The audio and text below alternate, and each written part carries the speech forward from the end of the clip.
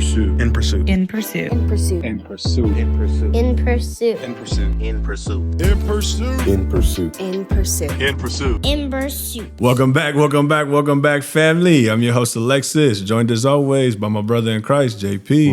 What up? Hey, you know you got the big engine that could. What's going on, y'all? The one that, bro, I know these sound crispy. Yeah. Hey, You know, Yeah. crispy. right? Crispier than a waffle fry from Chick-fil-A. Yeah, I'm Come saying, on. crisp- On no, Saturday, right crispy- before they close.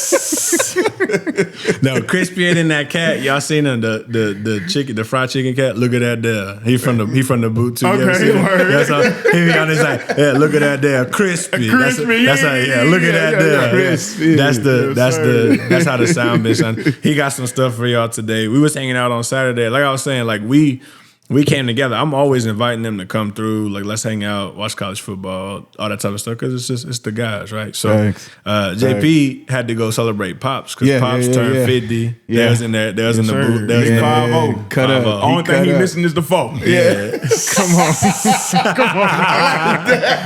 bro.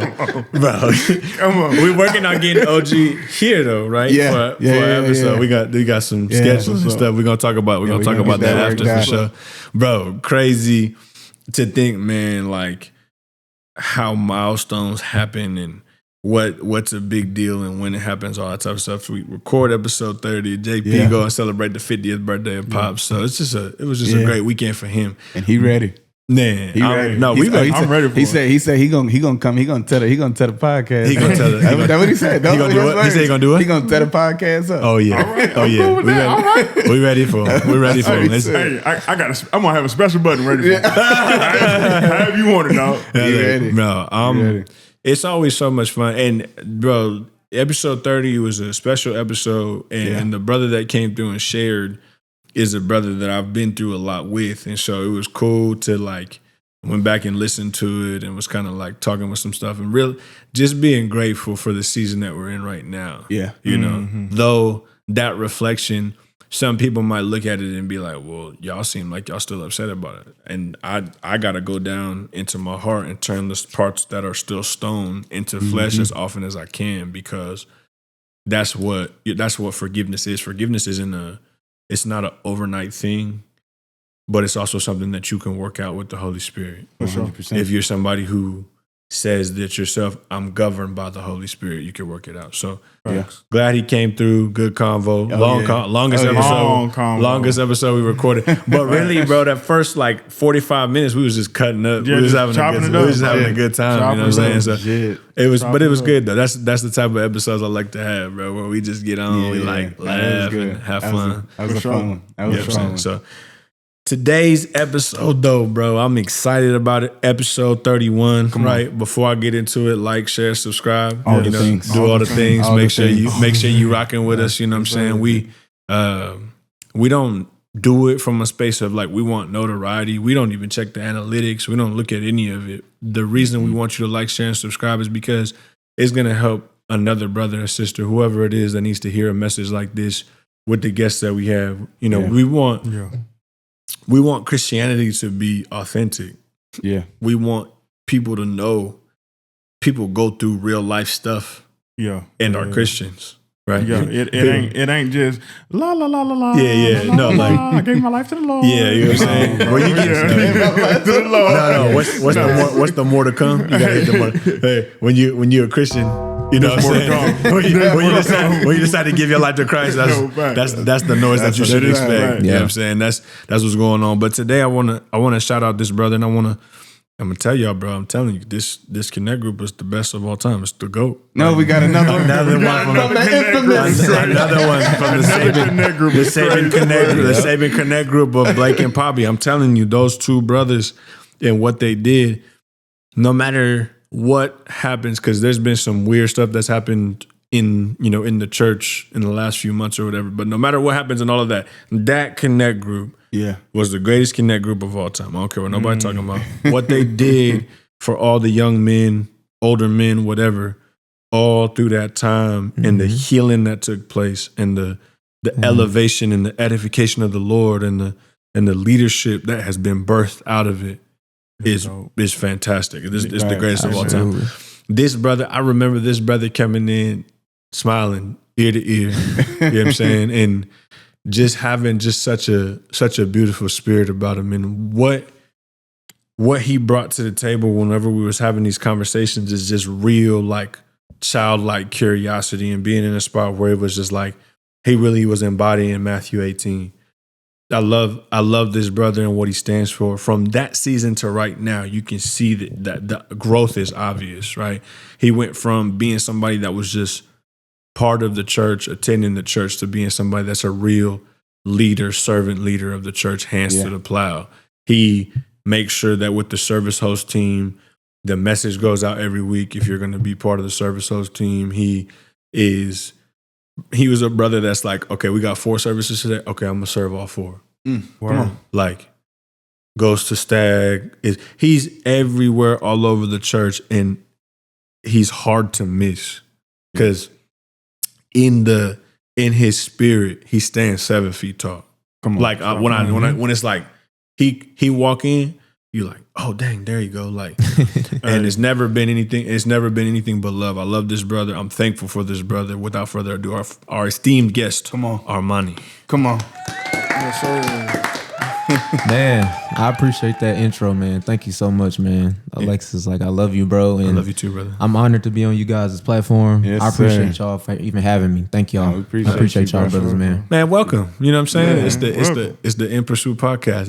That's what we doing. We all in pursuit. That's Man. it is. That's what it is. Yes, So, sir. man, I mean, I would love to hear from you, man. Like, it's probably been, or you probably like 7-8 months where you went from, like I said, just like a participant to now you like hands on the plow. You there at 5 a.m. Setting up, doing whatever, Come on. serving wherever you needed, putting you. So what was it, brother? Because we can talk about your career. We'll jump into some of that stuff. But what was it that, like, what lit that or sparked that flame for you to go from was a bystander to a participant? Man, that's a great question, Alexis, because I didn't really ever see myself wanting to ever go as far as just attending, right? I think a lot of people, when they first start going, it's just going and then you getting out. But actually, I reconnected with a childhood friend who was actually attending Social Dallas, but I didn't even know he was even attending Social Dallas. And God is very intentional with who he adds in your life or whatever season you're in. That's a fact. So I ended up running into this old friend, man, and shout out to him, man. We connected. Then he was like, this is why you got to have godly friends. He was like, man, you got to come on, man. You got to get into place. You got to get your face into place. So like that conviction started sitting with me because I just was like, I got to do more. I feel like I wasn't doing enough. So I started attending every Sunday. Every Sunday I started attending. And then from there, I was like, man, I got to figure out how to do more. There's always more you can do in the kingdom. That's a Come on fact. now. He started serving. Yes. He started serving. And then I was like, okay, if my brother's serving, then what am I doing? Yeah. I'm not doing enough. Yeah. So it went from that to me realizing like it wasn't necessarily like I'm following this dude, but God was so intentional with the steps that he directed for me to follow. Yeah. And from that moment on, from like August 2024 to now, I'm serving on the service O team. So That's what's up, it was just a lot of just me just wanting to do more. Like, how can I carry my light? You know what I'm saying? No matter what point I'm at. And when did they? Because it's been a little over a year. So, but when did they decide? Okay, now Armani is one of the leads of the service host team. Like, when did that transpire, and kind of what was that conversation like? Because I'm sure you were like, me? What, how? Like, because I said that's your spirit of like, you're very, like I said, it's just a childlike, like there. How could that be me? But I would tell you, just so you know, you are more than qualified, and you are somebody who walks by the Spirit, so you deserve it. But when was that conversation had? Man, that conversation was had. I don't know the exact month, but I know it was towards the end of 2024. Okay. Where everything started like making sense for me in my walk. And when I started realizing like everything I do, I have to do it with excellence, and I have to do it to represent Christ, man. And when they came to me with it, kind of like you said, Alexis, I was like, me? You know, I'm the type of dude, like, I'm just happy to be there. You know what I'm saying? Because I know, like, I'm I'm not privy to this. Like, Yeah. I don't have to have these titles. I don't have to have these things. So when they brought it to me, I was like, wow, like I was honored and humble. So when they brought it to me, I was just like, I'm gonna pray about it. I kind of already have my mind made up. You know what? I'm gonna seek the Father about that because, you know, like that's an important job, leadership role that's not gifted to everybody. So I wanted to make sure I'm stewarding that right. And 100%. stewardship is the best thing that you have to be able to do in those roles. So yeah. That's fire, bro. That's fire. super fire, I like bro. that. I like that. And so for you, man, that's your life with Social Dallas. And I'm gonna kind of peel back the layers of the onion. I think it's always important to get to know the man more as well, because how you live on a day to day is the most important part of your witness. And so for you, right now, you've been in the role you've been in since high school, right? So you're from DFW originally, born and raised.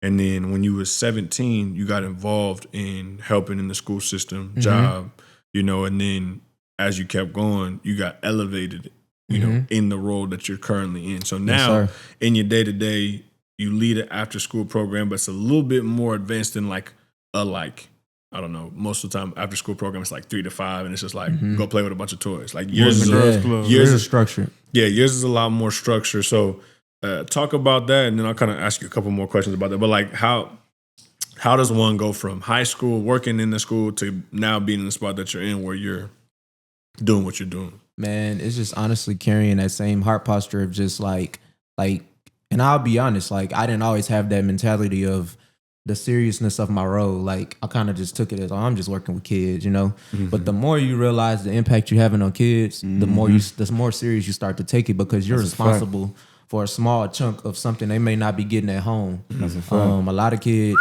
grow up and they don't. Yeah. Hey, Yeah. hey, hold up. Chill So out, you know, bro. Hey, you know, chill out. you're that. You could be something to them that they may not be getting. Yeah. And once I felt them convictions about that type of like attitude I had, like instead of just clocking in and going home, I began to learn the seriousness of my role. And I think I took it more serious and I was able to steward it more. And I think once I took my job more serious, showing up early, pouring into these kids the way that I was supposed to be pouring into them, God called me higher, and I got promoted from that, and I'm just still grateful and blessed by it. Yeah, man, that's fire, bro. The nugget you just dropped. Yeah. And so with that, have you been at one school like throughout throughout your career, or have you been able to, you know, kind of touch in or have a hand in on other schools, or kind of like how does the program kind of work a little bit? So when I first started out as an instructional assistant, I was at one campus for about, I'll say a year, because it was just like my senior year, and we kind of was just like, they was kind of like seeing, I guess they were maybe seeing if I was just gonna last, to be honest, because a lot of people go to college after senior year. So I ended up getting transferred to a school called MST Magnet in Richardson, Texas.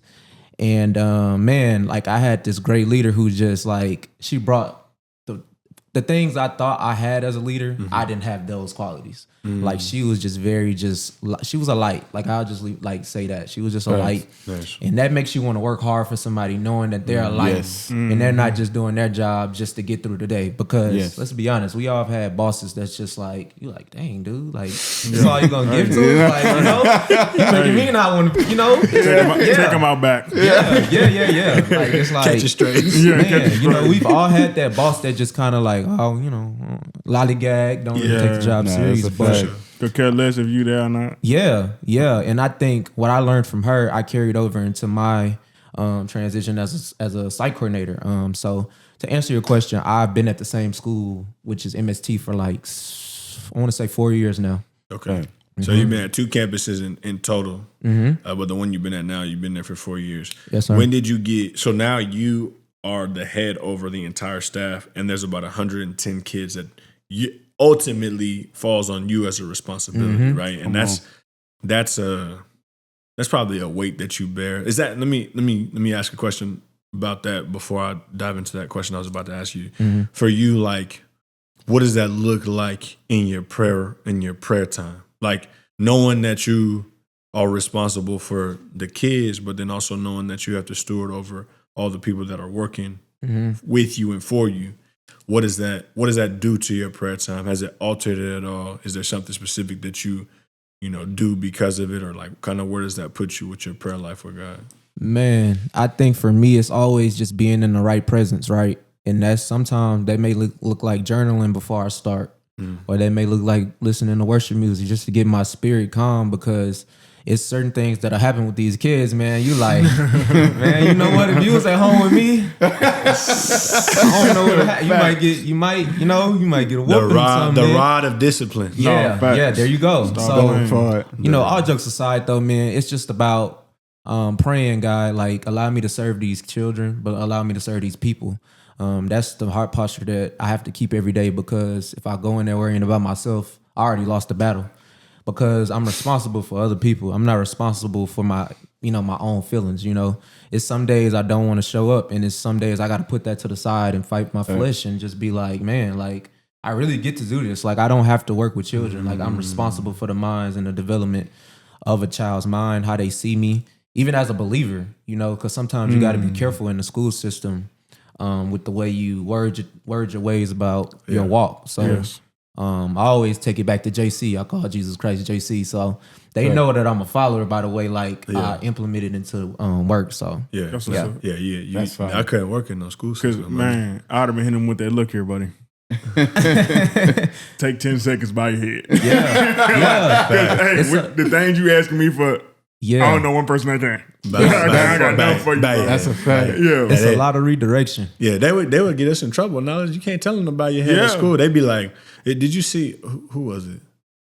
Oh, there was an organization that complained about Dion having a chaplain come talk to his football team." Just seen that. Bro, look at That's his face. You see his insane. face? You got to flip to his camera. You got to flip to his I make camera, the bro. same Bro, face. bro. Yeah. They literally said, and they were trying to discipline Dion because he had the chaplain come talk to the football team. Yeah. But this is because we Since played. when did that we played become- college football, bro. The chaplain came and talked to us all the time. All the time. So Yeah, like now you're trying to discipline somebody for doing what they've been doing for years, That is. bro. This is the.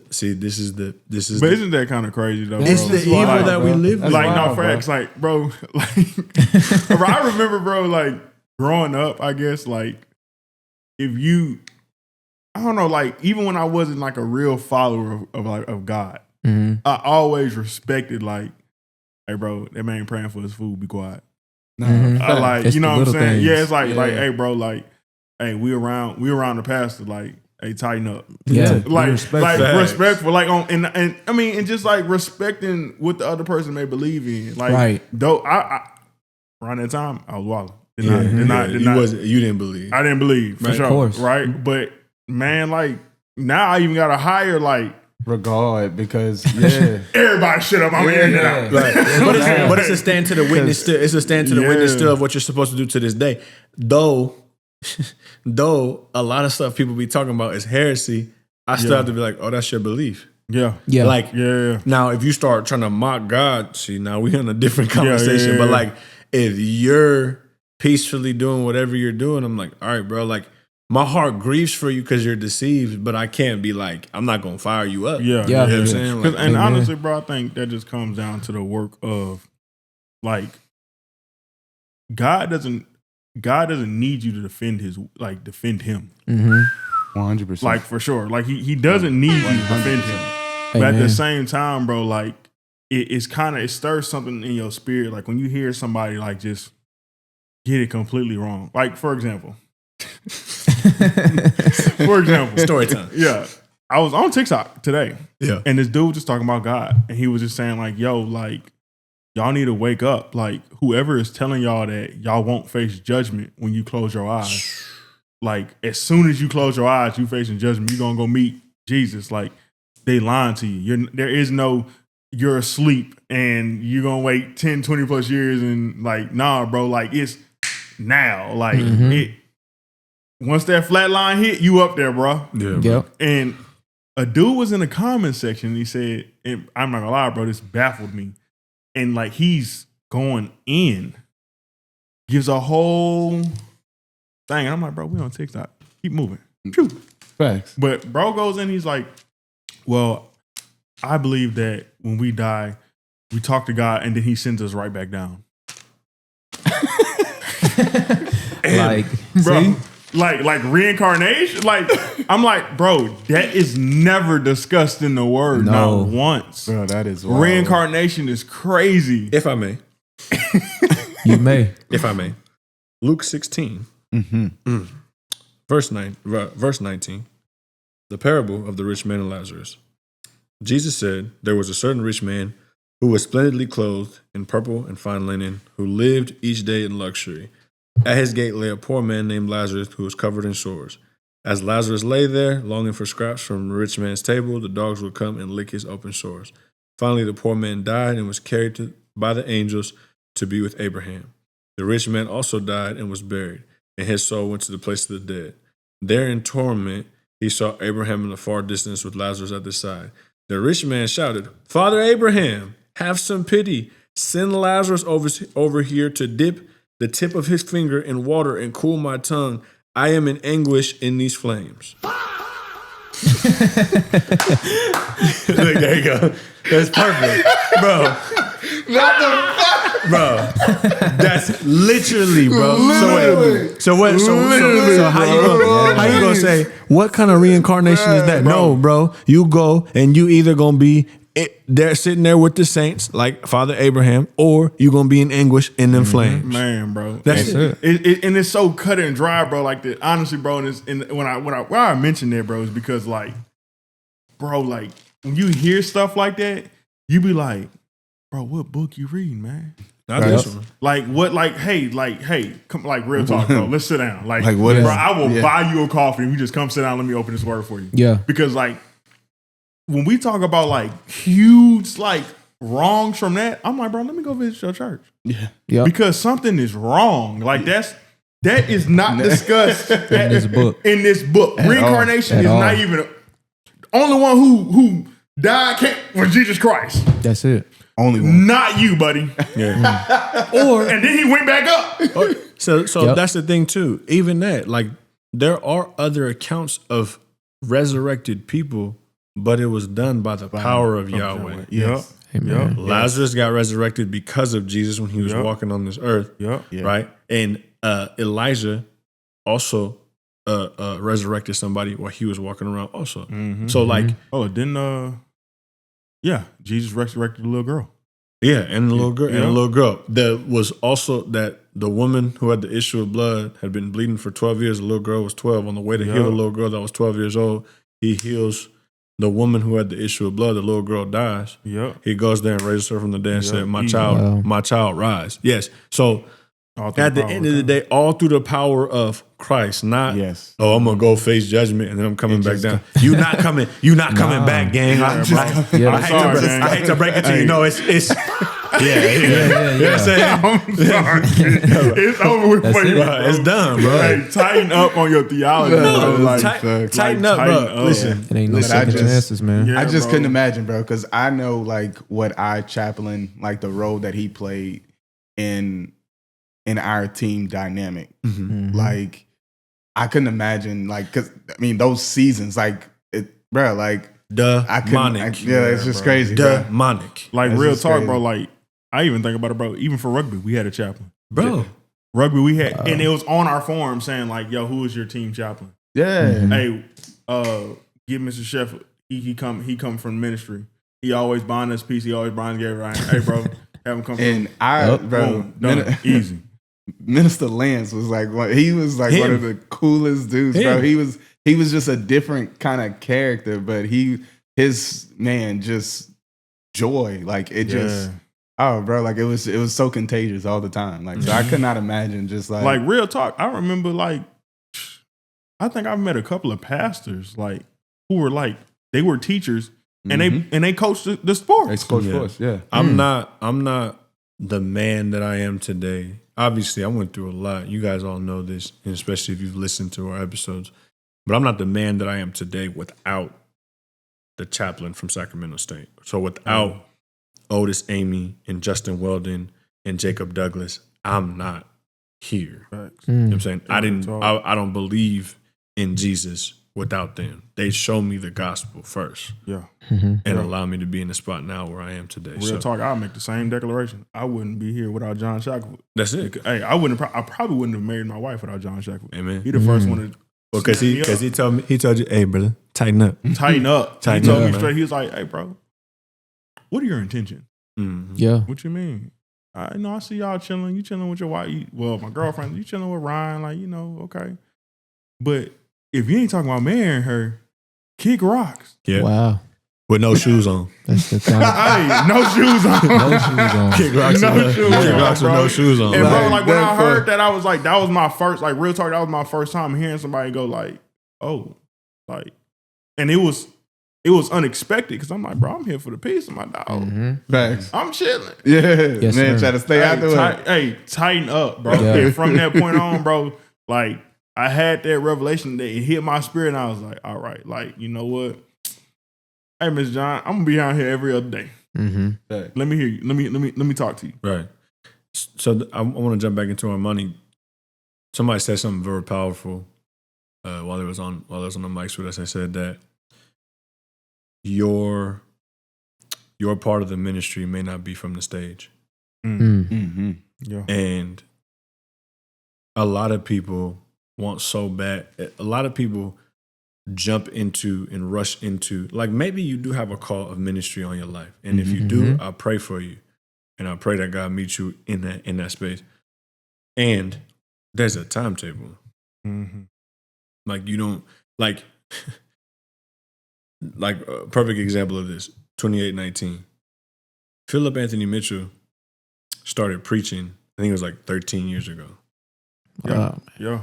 People only heard about Philip Anthony Mitchell like a year ago, Last 2 years, yeah. bro. Like, If that, really. like it's been like probably 15 months where he, like, his ministry went Yeah. and Skyrocket. blew up, right?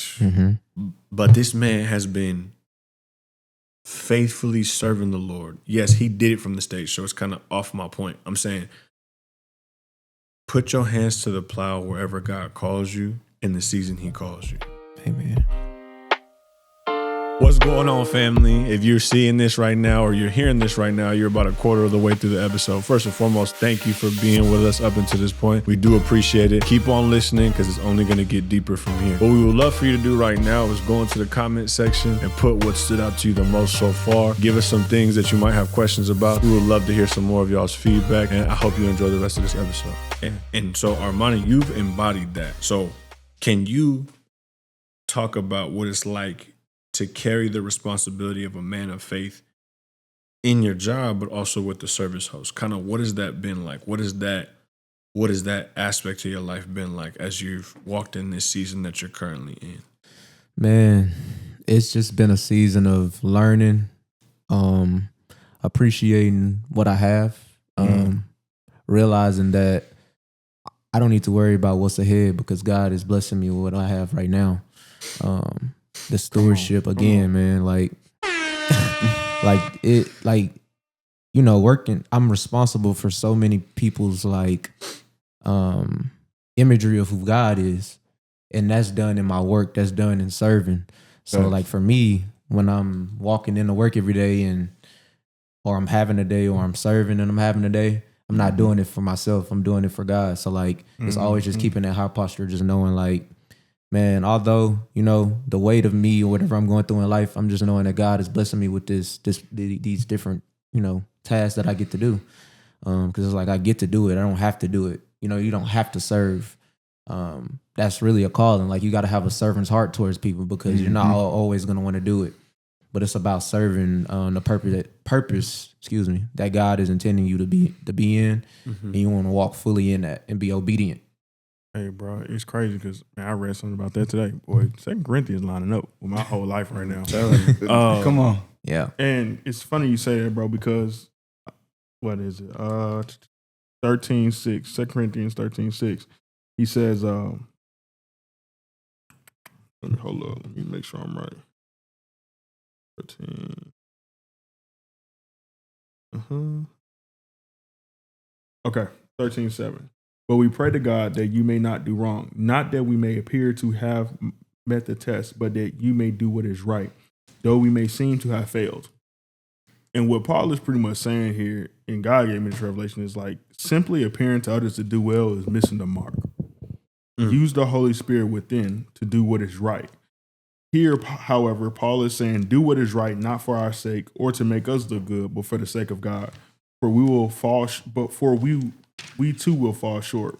But the truth in our teaching will still stand under God. Yeah. Like, that's what it is, bro. Yeah. That's and that's actually fire too that you hit on that. So, okay, how old are you? 25. Okay, 25, and you are teaching or you're working with high school students, Elementary. or elementary school students. Okay, and so with that, and like, you know, because I mean, you're still learning things in life and experiencing things with life as you are pouring into these kids. How do you like keep the balance, or how do you like, how transparent, like to a point, are you in? Because I mean, I'm sure some of the things that you know these kids are dealing with, some of the things that they are seeing and stuff like that. I mean, some of these things they might have conversations with you that maybe, you know, before their time, so to speak, in some of the things that kids nowadays are exposed to. Yeah. So how do you like, you know, have those conversations with some of these kids and like with your walk and stuff like that? Man, that's a great question, because you just said it. Like the way technology is nowadays, man, it's like you can't hide nothing from kids nowadays. Okay. And when it's brought to me, I think they know I get preachy with it, and I think they know that. Like they know that. But it's coming. Say that. Yeah, Facts. no, exactly. No, facts. It's coming as a and I don't, and you know, because I know some kids, they're not used to that type of cup feeling, I would say, because their parents oftentimes they don't know how to pour into their kids the way that they should be, which is why emotionally they kind of struggle with figuring out how to navigate certain feelings. But for me, man, it's a balance of being honest and also sharing my own experiences. Yeah. Because, you know, sometimes like we think we know what's best, but sometimes they could be used God could use a child as a way to teach us something. Hey, bro, That's what? a I fact. got man. ain't I no was such in thing there. as I was in his kid. Your Holy Spirit. Hey, bro, Yes. I remember this day like it was yesterday, bro. I came over here, bro, and I was just like, okay, yeah, I having a rough day, and Lex kid was like, Uncle Nas, like, hey, do you want to color? I'm like, all right, cool. Like, I'll go to your room, we can color. So I'm sitting up there, and they rip out a page, and at the back of this coloring book is a Bible verse, and I read and I was like, thank you, nieces. Right. Bro, fold it up and just, Yes. that's mine. Thank you, Lord. Yes, sir. They be ministering to you all the time. They have your boy in here in tears, and they be like, "Are you okay, Daddy?" Yeah. Man. Yeah, I'm good. And it's the balance of not thinking I know more than them, because initially I'm still growing up as they think I'm 50, to be honest, because they think anybody that's 30 is old. So I'm like, I'm old enough to be your brother. Like, I am not old, y'all. Yeah, and they just be rushing me to the retirement home. Yeah. I'm like, I still hoop with y'all and be beating y'all. I'm up for real. That's my little brother, man. He be like, "Unk" all the time. No, literally. I'm like, so then when I route you up, what that make you? Man. No, fact. Grandpa must be. Man. But I say that, and I say, man, like the kids, they've grown me up almost, like, and that's when I'm going back to like God using those kids to grow me up, because honestly, when I first started as a supervisor for this job, man, I didn't have desires to be a father, like. And God used those kids because now that's a desire, like, Lord willing, I want one day. So, man, kids will stretch you, man. Just as much as we'll stretch them, they'll hold us accountable too, and they honest. What? Facts. So, you get some advice, they go, you know? And it's like some of them already kind of been here before because they're so smart nowadays, and it's like they're so advanced. So it's like, wait a minute, how do you know about that? Like, well, I think too. know? And it speaks to it's kind of sad, honestly. It's not a bad thing because kids have always been able to like speak to stuff. I think like even probably when we was kids, they would be like, "Well, dang, you sharp, right?" But like, yeah, because and I always tied to this because I heard this. Most grandsons have seen more naked women than grandpas. Yeah. Today's time is crazy. Because of technology and because of the access that these kids got. Man, And like even to this day, like I got a 14-year-old. I monitor his Safari. got to. Like Got to. he ain't just about to be surfing the web there, partner. No. Like, what you got going on? No, Let that's me a find fact. out. If I say give me your phone, if you get weird, it's over with, bro. Over. Like, Yeah. so Protect but I your think, heart, bro. But I think too, and it's sad. I think that you play such an imperative role, Armani, because I was talking to a lady who has been in the school system for like 25 years. She said in her first 20 years, if she had a class of 30, 25 were well-mannered kids and 5 were troubled. By the end of her career, it flipped. 5 were well-mannered and 25 were troubled. Dang. Wow. Because of lack of parenting. Yes. We literally were just having this conversation, my wife and I, where it was like we worked so hard in the first 4 or 5 years of my kids' life. And y'all been around my kids. Y'all know, my kids know if I'm like, it's over with. I'm like, hey, cut that out. Like, but for a long time, people would be like, man, y'all kind of gotta chill. No, we don't. No, you don't. You want me to chill now so that when they become teenagers, they start acting. Yeah. Not in here. No. We're gonna set it now. We're gonna set the foundation, and they're gonna know. If I'm like, heck no, that's not what we're doing, then that's not what we're doing. Real talk. It's Yeah. over No, with, facts. right? It's done. I want to tie in this section. I think this is a good part to transition. I want to tie 2 scriptures to this section with what we were just talking about, and then JPS some stuff he wanted to go through with you. But it says in Colossians 3:23-24, work willingly at whatever you do, as though you were working for the Lord rather than for people. Remember that the Lord will give you an inheritance as your reward, and that the master you are serving is Christ. Amen. And then in Luke chapter 16, verse 10, and we was just in Luke 16, look at that. Verse 10 says, if you are faithful in the little things, you will be faithful in the large ones. But if you are dishonest in the little things, you won't be honest in the greater responsibilities. That's like when someone's like, I tithe when I make more money. No, you won't. No, you won't, bro. No, You won't. Real If you talk. don't tithe now, today, with whatever you have, you're not gonna tithe when you make more money. Like that's it's just the habit and the heart posture is really what God is after. Yeah. Right. And so bro, you embody some stuff as a man who's behind a mission. And I respect sir. and I That's a respect fact. and I respect And it. real talk, Appreciate bro. that, I would man. love to ask you because I know that I have an aunt who's been in teaching for, I think, at this point, 30 plus years. And the thing that's been consistent from even when I was in middle school, and she still says it to this day, is like parents aren't showing up. Like parents aren't showing up. Like when it comes down to homework, you can't even get on the child about doing their homework because their parent ain't getting on them about it. And if their parent don't care, they don't care. And so like I want to know, like, what have you experienced? Like what are the things that you experienced where that you've seen in a child that shows like, okay, yo, and this is just for some viewers too, like maybe it's not your fault, maybe you don't necessarily know the signs of what it means course. where like you're kind of missing the mark on being a parent and your child is slipping in this or that or that. Like what are some signs that you see walking around and talking to these kids that shows that, hey, their parent is not showing up necessarily as much as they should be? And can I layer that question? For sure. The parent isn't showing up as much as they should be. And how, as a man of God, do you show up in that gap? For sure. Man, that's a great question. I would say, man, the lack of accountability when it comes to doing wrong. And this is what I want to say, man. I try to instill in these kids that just because you're being corrected, it doesn't mean that you're in trouble.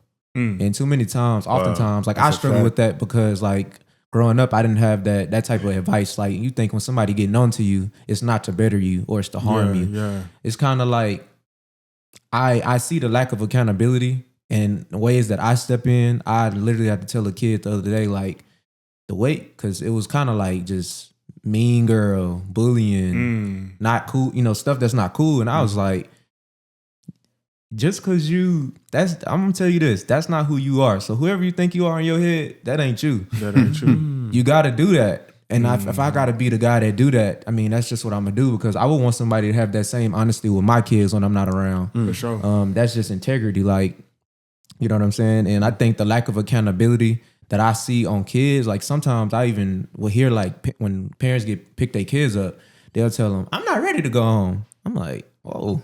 Not a "Hey, how are you?" or "Hey, mom, how you doing?" You know, nothing in it.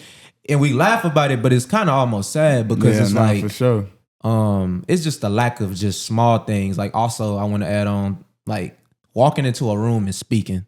Like I'm big on that. Like sometimes they'll walk in and it'll just be like, "I'm just gonna sit down. Hey, how are you? How you doing?" None of that. It's like it's just straight, just walking into a room. So I'm holding these kids accountable and I'm trying to teach them things that, you know, that's important. Like walk into a room, speak to people. When you're being held accountable, take it as I'm trying to better you and love on you. Like I'm not telling you this to like get you in trouble. A lot of times I don't even go to the parents because sometimes the parents don't even care enough to even want to deal with it. So I take it on my own shoulders and like, okay, well, I guess I'll do what I have to do. Yeah. So I'm cool with that. Because real talk, man, I think it just comes down to like real talk. And I think that like when I talk to younger dudes, especially like younger black men, especially who just are like, yeah, I'm just out here. I'm trying to who have a head on their shoulders, but just don't know how to use it because they've never been shown better. Is that it take that one person like just to care just enough to be like, yo, what you doing? You tripping? What you doing? You need to be over here. You want to keep it a stack? What's up? I'm gonna talk about it, man. The fact of the matter is, and you can get your hand ready, is that this generation is overmothered and underfathered. Yeah. Say that one more time, Alexis. This generation is overmothered and underfathered. Yeah. Like think about this for a second. And I respect, this is what I love about Jay and his family. I can't wait to go to the boot and celebrate with them. Because the relationship that they all have as a family, the patriarch of that family is Pops. The patriarch of that family is Papa Pouncey, right? Like that, he is, and that's what they just went and celebrated the 50-year birthday, his 50th birthday. Like men, think about this, watch this. What shows back in the day was cool to watch, right? Home Improvement, Family Matters. Good times. Good times. Yeah. Struggling and still had that. You hear me? Look, Everybody Hates Chris. All had, even though he was being like penny pinching and stuff like that, all had all from a place of love. Strong working men in the house. Yeah. Now they got all these shows. You gotta cancel your dang Netflix subscription because they got all these shows where they like, I think I'm a girl and it's a whole dude. Man. I'm like, bro, what? Man. Parents, I promise you, go get Angel Studios. Monitor what your kids is watching. If you're gonna put them on Disney, make sure you pick the movie, right? If you're gonna do any of that stuff, just monitor all of it. Like there shouldn't be a thing. There should be nothing that your kids is doing that do not like. What they call it? They got this Minecraft stuff and Roblox. Make your kids' accounts private. Yeah, they got dudes going on Roblox, just making a random account. Man, I'm gonna tell y'all right now, from a person, these brothers know. I've been in computer science for a long time, technology for a long time. Even for my little brother, there's anytime he sets up an account, block messaging, block email, your email being shared through that account, block being contacted by a phone number through that account. Make sure that there is nothing in that kid's username that could, I would say, a nickname. Right? Yeah. Not something like, okay, if that kid gets called W2 or like as whatever, as a nickname, right? That's cool. But let's not get something so specific where that can lead back to, okay, I can go find this person's parents on white pages and then I can lead back to that kid, find out where that kid goes to school. Because honestly, bro, it's very, very possible. Yeah. And I've seen it happen. I've seen where documents, police reports where I've had to study and go like, yo, dang, like, I'm sorry. None of these companies are looking to protect your kid.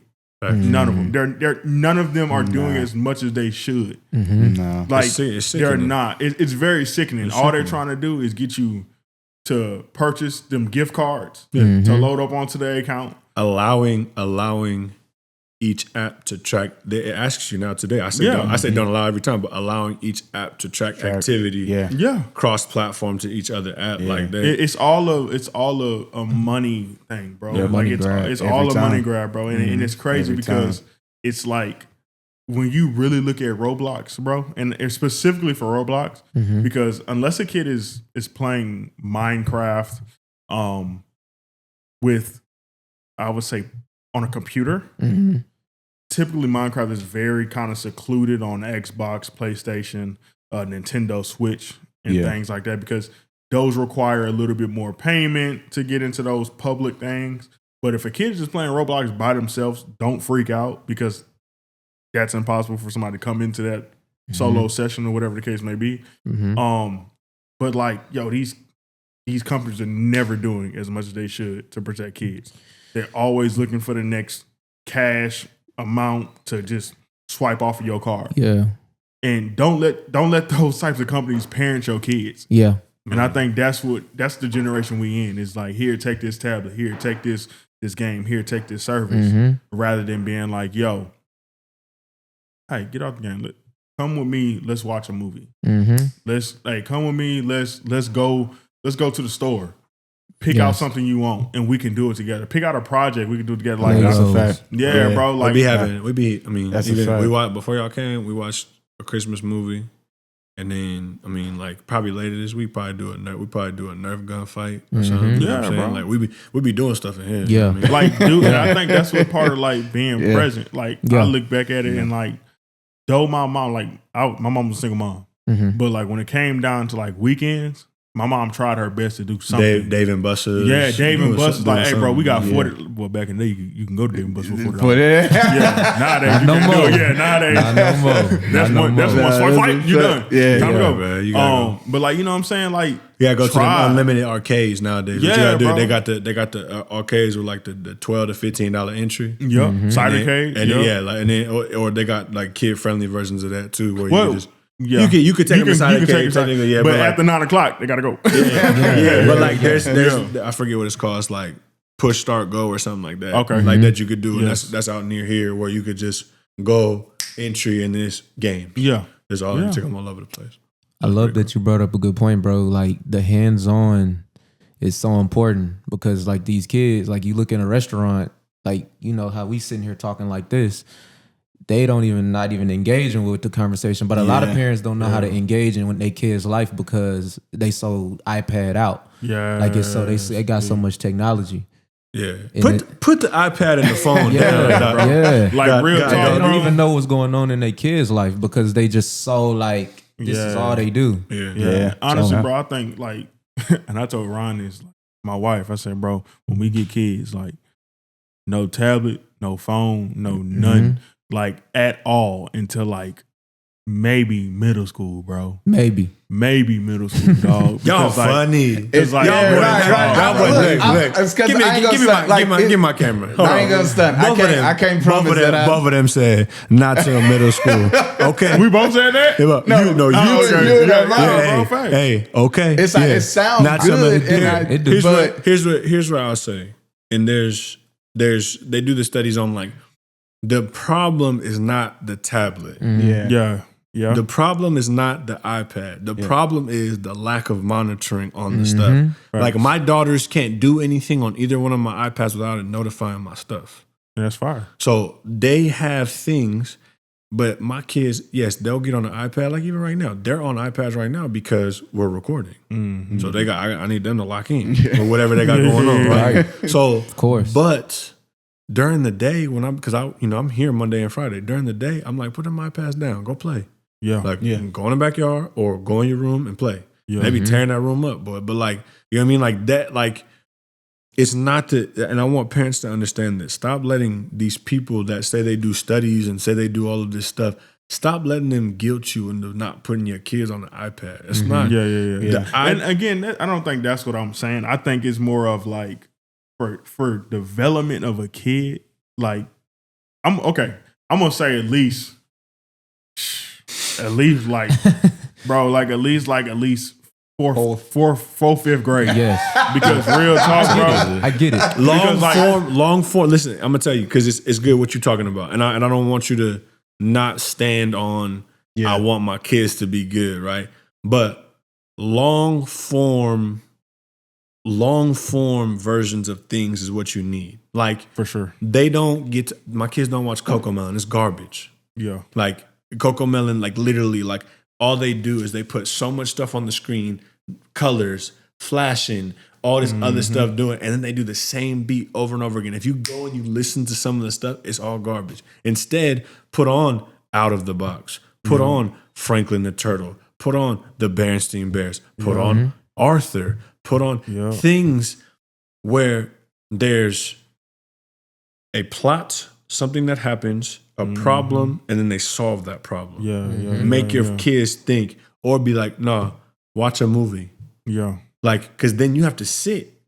And if you don't want to watch that no more, guess what you're gonna go do? You can go play. Like, facts. Right. Facts. You're facts. not gonna sit. You're not gonna sit here and just be, zonked Dumbed out. Watch it Yeah. like they don't watch Ryan's World. This kid that tests toy. They don't watch any of that trash. That's played out. Right. Like real talk, I had to kind of tell my mom, like, bro, my little brother. So I have a little brother who is just turned 9 years old. Okay. And like I had That's what to he was talking about. Yeah. Because we knew his little brother that was Yeah. like, he was like, wait, huh? Yeah, not that little brother. I got another little brother. Okay. But like I had to kind of tell my mom, like, bro, like, dude, chill out. Take it away. Because like what I've noticed to my little brother, and I've had to kind of sit him down and be like, bro, it ain't sweet, is that with the Ryan's World junk, watching all these famous kids play with toys and do all this, like, I'm sorry, little bro, our account ain't built like that. Facts. Yeah. It ain't going where we can go into Target and you can pick out a $40 toy and you can do the same thing the next day. Right. Just to have that one experience and keep it moving. Like, nah, bro, like I had to kind of tell him. I remember for his birthday, his last birthday, we had to walk. We was like, yeah, come on, JC, you can pick out a toy. Picked out this $40 toy and was like, yeah, I didn't really like it. Played with it, tore it up, I don't really like it. Can we go back and get another toy? No, sir. Crazy word. Say, brother. Yeah. Say, brother. No, sir. Nah. Yeah. Say what? No, Say sir. what? You don't let Ryan's World get you forward now. Hey, telling you. Hey, you better put your hand to that plow, boy. Yeah. Put your hand to the plow. 'Cause it ain't over here, boy. Yeah, no, it's crazy, bro. Because I mean, we even had that conversation with the kids, like, hey, you know what I'm saying? Hey, Santa ain't coming through here if y'all room gonna be messy and all your toys gonna be torn up. Yeah. It's the accountability. Don't be like expecting anything. Daddy, I like this. I like this. I like this. That all looks great. Is your room clean? That, I promise you. You can ask my wife. They come and start talking about all these toys and stuff like that. That's cool, baby. I love that. Is your room clean? Yeah. No, it's not. Don't sound like you want any new stuff. Hey, what? hey, bro. It sound like you telling them. I guess you don't want it bad enough. Hey, that's Not you referencing the last episode on episode 31. That's crazy. You don't want it bad enough, bro. Okay, so let me ask those, because I mean, all of that, like we just talked about all of that when it comes to kids with technology and having their attention. How through this program, like what are like different things that y'all do like between you and your staff to hold these kids like attention to keep them interested in stuff outside of just, which I mean I'm sure y'all use the technology, but you know what I'm saying, like what are like different things that y'all do to kind of hold these kids attention a little bit more and get them more involved with interacting with each other and stuff like that? Yeah.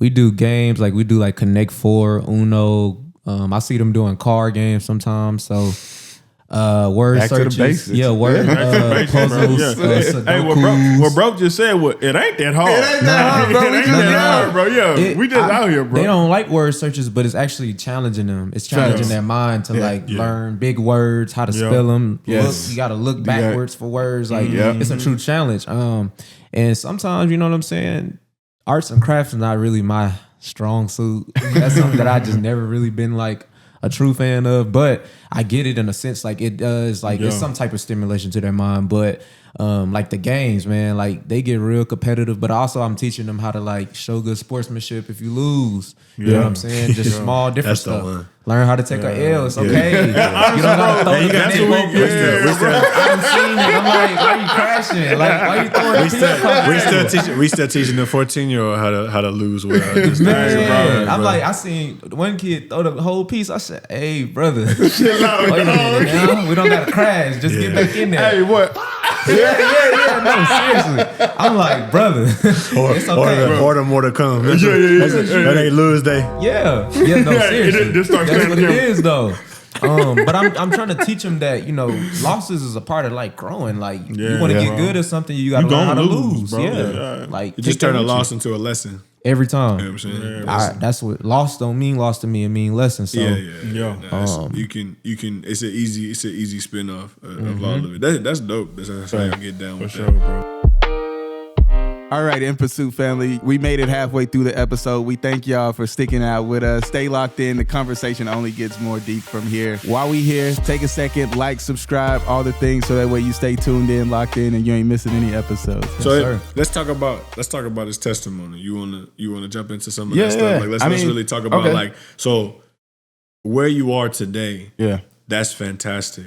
I think the biggest thing that we do when we're here is we dig. You know what I'm saying? Like we might star in the next holes, you know what I'm saying? You know what I mean? Like, we dig. You know what I'm saying? We be making fun of it at work. We be like, I'm tired of this, Grandpa. That's too damn bad. It's too darn bad. It's too darn bad. You keep digging. So we dig when we hear it. And so me and you talked about it beforehand. I was like, hey, you know, what are you comfortable sharing? And I always ask, you know, and so just so you know, me and him when we talked before, he said everything is free game. So what you see on here, you can rock. So then, all right, bet. So before we just dive straight into that, like, because you talked about, you know, coming to social, you know, getting into the environment, but what was your journey like, your faith walk like leading up to actually coming to social?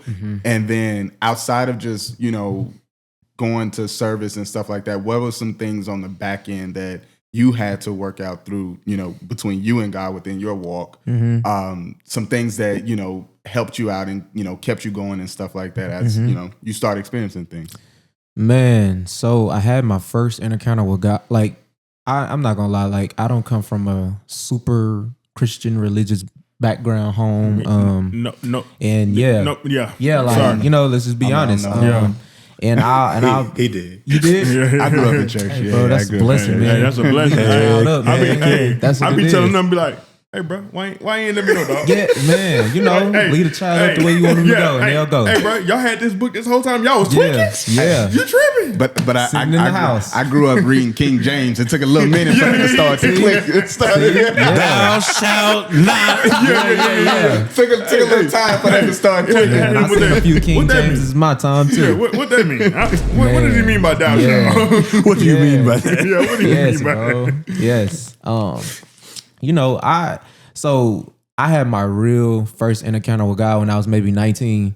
I remember it being like a summer day. We was hooping at UTD courts, and it was these guys. They was evangelizing, and they came, man, and it just rocked my world. Like I had a full encounter with the Holy Spirit, just weeping. Being 19, like just still living in the world. Like I didn't even know what that encounter was. So when I had that first encounter, I ran from it. Right, because you know, like that's a love you never like whoa. You know, it's overwhelming, but it's a good overwhelming. But you don't really know how to, you don't know how to Express take it, that. yeah. Yes, you don't know how to receive that. So you know, the more like I got to like realize, like, dang, I feel like it's time for a change. Like I knew that change was coming, but then like when you stuck in the world and you don't really have no wise counsel to explain to you like those deeper things that you're experiencing, it's hard to stay fully on that path, because I always had a prayer life, but I just didn't have a godly type life to really just go off from. That's real. Yeah. That was a lot of my life, dog. Yeah, For sure. yeah. So when I had that encounter, I was like, I don't know. That's different. That's a different life. Not knowing that if I had wise counsel, that maybe I could have got led better into the path or easier transition. But I think God is intentional with everything that He push you through. 100%. Do you think that's why you take your current role so serious? Yeah. Because you didn't have wise counsel, so Yeah. now you have the chance to. Yeah, Okay. for sure. Like, you know, I had an amazing mother, amazing single mother who raised me. She did everything she could do. But, you know, the more I started growing up, the more I started seeing things of the world. And I'm like, there's no way this is like a way of living, like chasing women and chasing the things of the world, money, you know, status and stuff like that. Like, Just can't be. yeah, it leads to burnout too. Like, That it's, part. yeah, bro. Burnout Like, goes Check stupid. these single mothers out. Y'all boys is the good version Come of the on, man. statistic. For The sure. good Man, version I'm of the telling statistic. you. Yeah. Shout out to moms, both of them, because Yeah. y'all the good version of the statistic. Because Absolutely. real talk, we was literally just talking about this and doing the math, like, bro, like Math it's ain't a good, it's bro. a 85% chance y'all boys dealing locked up somewhere, Yeah. got tattoos on your face, Yeah. and Yeah. acting a fool, right? That's Hey, real. Come on, bro. That's what I was just talking about when I said that we're over mothered and under fathered, because it's all these men, and really the biggest reason that we're over mothered is because mothers don't ever leave their child's side. We got a bunch of fathers that are cowards. They're not dads. Yeah. They're not. Yeah. They're not present in the kid's life. They didn't do their part, and you know. You can make whatever excuse you want to. You can say whatever you want to. It tells you not to, you know, get entangled with that type of stuff until you're married. And there's a reason for that, right? Because Yes. at the end of the day, kids need their father. It says, wives, submit unto your husbands as he submits unto the Lord's, not anything else. Not baby daddy, baby mama, not, you know, husband to husband, not wife to wife. No. Wives, submit unto your husbands as he submits unto the Lord. That is the relationship, right? And the best way to describe a relation, like I said, just shout out to both of y'all for, you know, being y'all moms, but y'all too, because y'all had to take the counseling of your mamas. Because I know whenever you have a mom that's single, there tends to be the propensity for her to be a little more calloused. Mm-hmm. Right. And For sure. I'm sure that was the case with both of y'all. But I love that both of y'all are on the side of it where it's like, now I can be For sure. something to young Yeah, brothers. bro. I can for be, sure. you know, something to, you know, because you got 2 younger brothers. Your mama love having boys. Hey, not just that. Shoot, it was really so the one who's older. That's on my dad's side. My dad had another job. Oh, got you. and my mom got 2 boys. So hey, yeah. So Yeah. And I come from that too. My dad had, you know, a lot of different kids yeah, with different women. So, you know, my dad is an amazing dad in my eyes because God gave me my dad for a reason, intentional. Fact. yeah. I would for say sure. because he taught me how to forgive at a young age. Right. He taught me how to, a lot of things that I had to do with people that wasn't my dad. So that's why it's easy for me to show forgiveness to people, because I had to do that early on with my dad. For sure. Because I faced a lot of disappointment with Real dad, talk. but my dad is a good dad. Like I never take nothing away from him. Yeah, and I feel that because I'm there with you. You say a lot of kids with a lot of different women. That's my pops too. Yeah.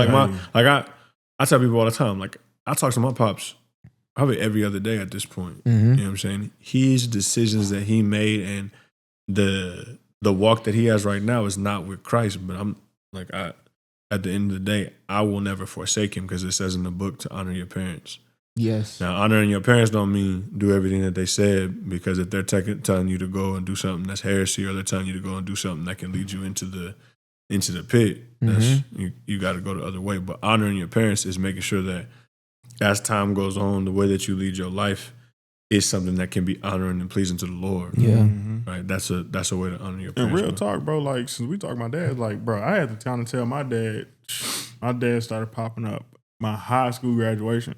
Wow. Real talk. And I had to kind of like my dad like called me like he was like, dang, bro. He was like, you ain't tell me how to father. I was like, bro, honestly, dog, I was around here.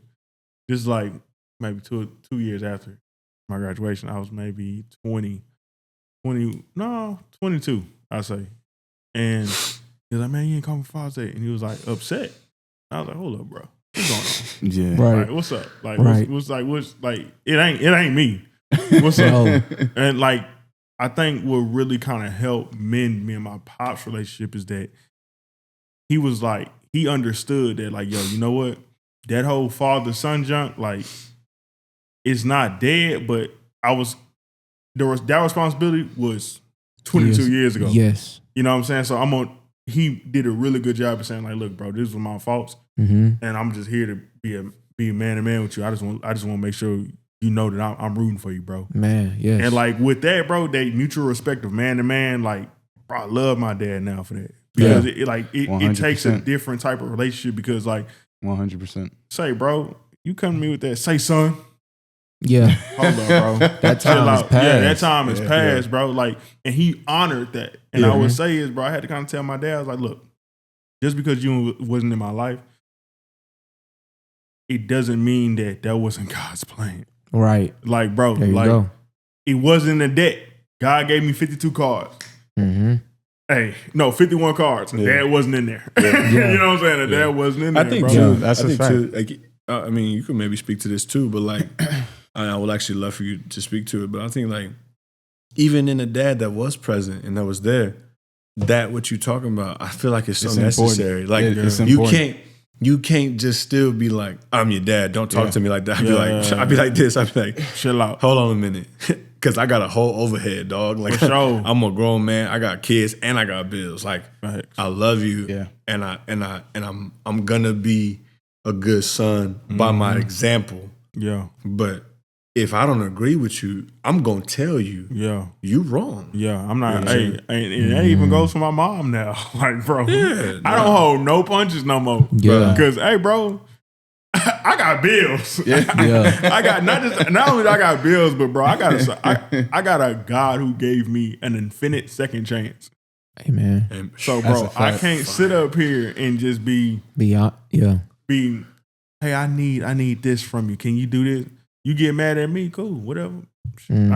I got this thing to worry about. Mhm. We grown. That's a fact. That accountability. Yeah, speak to bro. because you have a great relationship with your pops. Yeah. But what like But talk about that I a little agree. bit. I think that conversation of, you know, knowing that you're not perfect, but progressive. Like, and I actually told my dad that you know, at his birthday, was that, you know, looking back over things now, you know, standing like before you at 30, like, I understand now that, you know, my dad, him and my mom had me and my brother twins Yes, at indeed. 20 and 18 years old.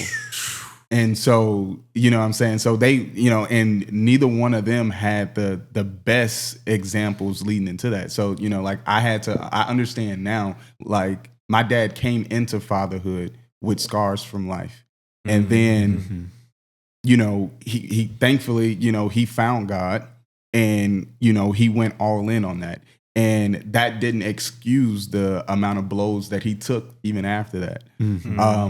But where my dad sits now at 50 is not the same place he sat when he was 20 years old. Right. And so, you know, he progressively got better, but, you know, it was something that we understood, like, you know, or that I understand now that, you know, like, no, you didn't have all the answers. No, you didn't have it all together, but you stuck in there. You know, Yeah, I mean, hey, that- you hey, made that's a like lot, you know what I'm Woody. saying, like you made Yeah. you made it happen, and so now, you know, you get to reap some of the reward of that. You know what I'm saying? So it was a, you know, it was a good little conversation, but it's definitely, you know, like it's definitely something that you also have to understand, like, while they there, like, because they still ain't gonna get it right. Yeah, that part. Yeah, just, Yeah. Hey, I'm realizing now, bro. Like, for real. Yeah. Because I ain't gonna lie Your to you, bro. parents, your parents the one who gonna get it wrong, boy. Like bro, like when I think on my, like, I couldn't imagine today being the head of a family of 6. Like, Yeah, bro. Yeah. You. Yeah. I barely got me right. Yeah, facts. What? Hey, I got 5 others to Yeah. feed, bro. I'm knocking. Hey, I'm knocking on the it's door, tough, fam. bro. Hey. I'm knocking on the door right now. Yeah, Hey, I'm at 5 right now. You know what I'm saying? you're See. accountable for that. Like, Hey, that's that heavy, part. bro. I do my. I mean, you can't do it without the Lord. No, I tell that's you, a I tried. fact. I tried. Yeah, I tried. I'm telling you, man. It don't go right, Woody. you up. But see, but that's a conversation that'll happen later. 10, 15, 20 years from now, you and your daughters, like, y'all will have a conversation. Like, y'all relationship can be as thick as thieves, but there's gonna be something that is still gonna leave a scar that's like, you know what I'm saying? Like, no, baby girl, I ain't have all the answers back then. Yeah, facts. But Yeah. Facts. you know, we got better. Bro, Yeah. Facts. it really Yeah, I want you to jump back into Armani's story. I'm gonna let you do that. I'm gonna make this point though. Like it really get at me, bro, with Lil Dude, because like, bro,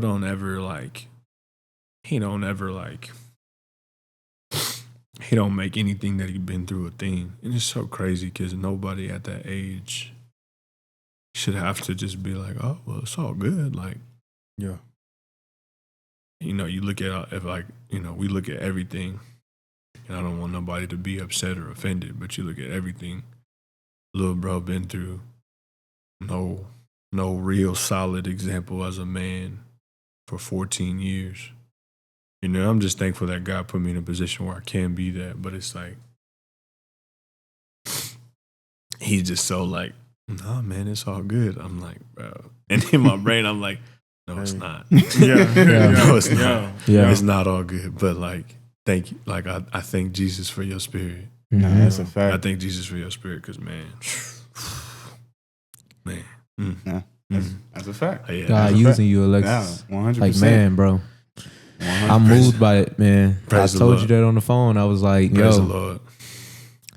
your brother is gonna like look back, bro, and he's gonna be like, man, I had a great father figure in my life. For sure. Regardless of the title. He might be my brother, but that's my father though. Yeah, for sure. So dog. yeah, bro. For sure. For sure. Hey. He not gonna forget that. I'm Oh, not gonna yeah. let him forget that. Fact. You know what I'm saying? I If mean, you need like- me to ever come through and let him know, Hey. hey man, this pops right here, Hey, really. You know? I'll come up. Say, bro. Yeah. You must forgot. Yeah. You know, we could definitely get a tag team handicap match going, you know? I'm down. A lumberjack match, Yeah, whatever. who won it? I heard you want to cut up. Yes, I man. appreciate Yes. I appreciate Yes. y'all That's for a us. fact. Nah, Alexis is love, man. That's a sure. fact. Yeah, nah. So, kind of diving back into your story, or kind of into your walk now, what would you say, are some things that you have kind of, struggled with, some things that you've had to overcome as you've grown, deeper into the faith and grown up a little bit, you know what I'm saying, as a Christian, as a man of God, what are some things that you've kind of struggled through? And then just some lessons that you've learned from it. Yeah, man. One of my biggest struggles was pornography and lust. That was one of my biggest struggles growing up because, as a little boy, we just like, we see a naked woman, we like, man, turned it's up. like mesmerized. Like, it's like, yeah. So, That's a fact. man, that was one of my biggest struggles before I even got in my walk with Christ. Like, I was addicted to porn for so many years, not even knowing, because, growing up, we just little boys just having phones and we just thinking like that's the thing to like look at a naked woman or receive nudity from a woman, like, or a girl, you know what I'm saying? And it's just like we're not taught how to truly look at women in a different value. We look at them as almost like a piece of meat almost in a way. And that was my biggest struggle, bro. I would say like pornography and lust. Like when God delivered me from that, bro, I felt the freedom of that deliverance because like I struggled with it for so long.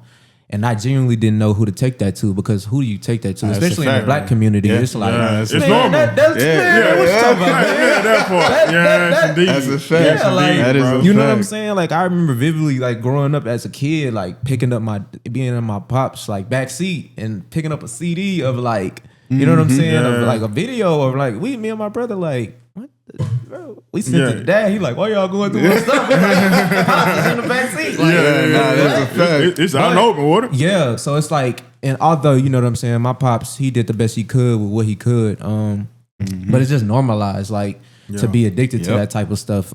It's something that we need to bring forward the light more instead of kind of holding on to it Sure. and letting it just become a stronghold. And lust and porn was just that was the stronghold for me for sure. Damn, For sure. Yeah, bro. for sure. That's crazy.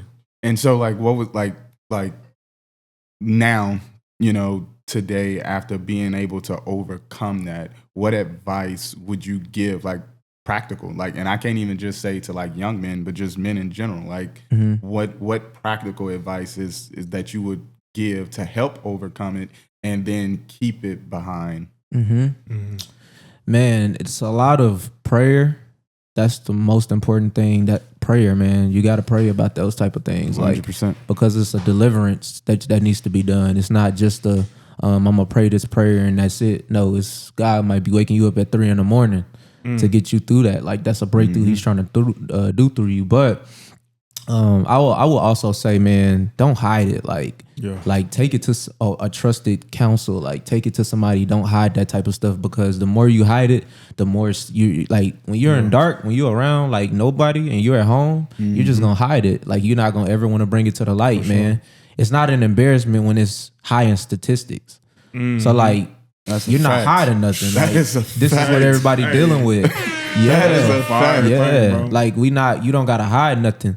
Yeah. And I think we got to figure out a way how to keep it away, you said. So I think how I keep it away is community, accountability, God's word too, but also just the things I'm allowing in my, like, guarding my heart, guarding my vision, man.